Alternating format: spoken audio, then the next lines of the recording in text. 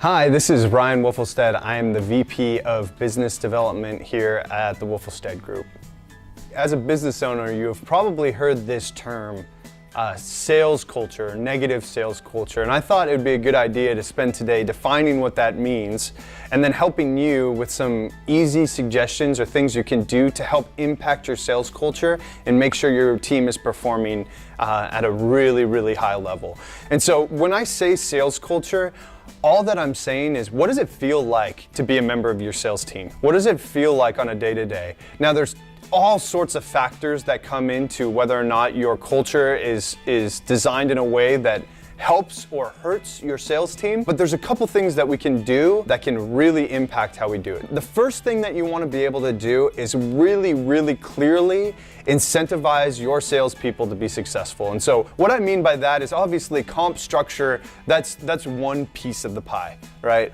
But we also want to look at other things to incentivize. You know, if you are a account manager, or you're looking at your account management business, you know, how are we incentivizing retention of clients, not just revenue? How are we incentivizing some of those things that you do on a day-to-day basis to make sure that people know what it is to be successful? As a sales rep, it's really easy, or as a sales leader, it's really easy to create a structure around incentivizing activity. Whether you do rewards for most calls in a week, or rewards for most demos, or rewards for when people pick up projects or certain things. It doesn't really matter, but what you want to do is look at your organization and see what are the values, what are the core things that are happening that we want to incentivize and let people know these are valuable to our organization. That's the one way to change sales culture. The second way is to look at how you guys celebrate wins. Now, if you look at a negative sales culture, one of the things that you see all the time is these organizations are not celebrating the wins of their teams. They're not letting people know what they're achieving on a day-to-day basis.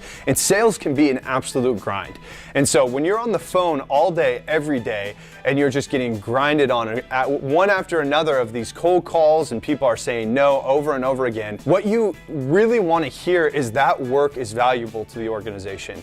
And so to have a CEO, to have an owner step up and say, hey, this is the work that's being done, this is what's being achieved, this sales team is valuable to our team, that is really important. And as sales is your revenue engine for your organization, it's important to know that the work they're doing is always valuable. The third piece that is really important, probably the most important of the three, is looking how the other departments within your organization are talking to and treating your salespeople. It is really easy as a salesperson to get caught in between a lot of different departments. So you have your sales leadership who is pushing down on you, you're not making enough calls, you're not hitting quota, we're changing these demos, all these things are coming down on you. Then you got the marketing team that's saying, hey, we're getting you all these leads, why aren't you closing them? Then we have the implementation team saying, hey, your clients are stuck in implementation, you didn't sell them well. Then you have your customer service reps coming to you and saying, hey, we got these clients and they're unhappy.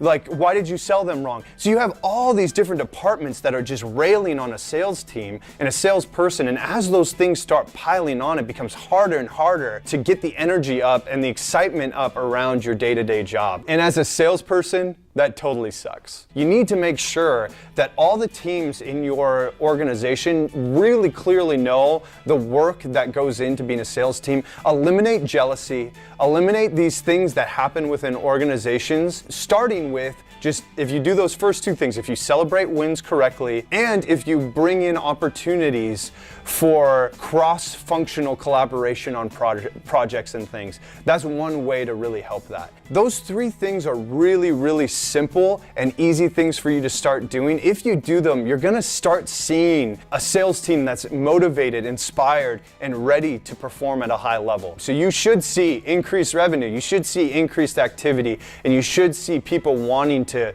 really serve a company with a great sales culture.